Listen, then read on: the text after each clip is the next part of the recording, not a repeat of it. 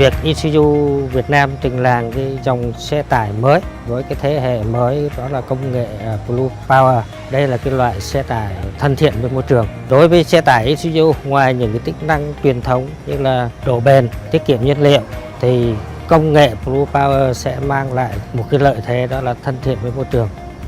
Ở đây là một cái bước đột phá của Isuzu trong cái việc trình làng sản phẩm mới, và cũng là cái bước tiên phong trong cái việc thực hiện cái chủ trương của nhà nước trong vấn đề bảo vệ môi trường.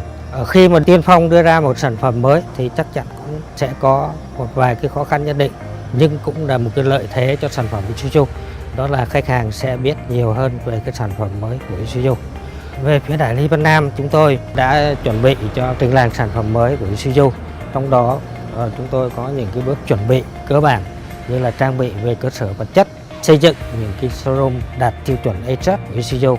Thứ hai là đào tạo đội ngũ kỹ thuật viên đầy đủ trình độ và kỹ năng để đảm bảo được cái việc dịch vụ sửa chữa, bảo dưỡng cho các cái dòng xe khi bán ra thị trường. Thứ ba là phải nắm vững được các cái tính năng của các cái dòng xe mới để truyền đạt cho khách hàng hiểu và nắm vững để khách hàng yên tâm sử dụng cái sản phẩm mới của Isuzu.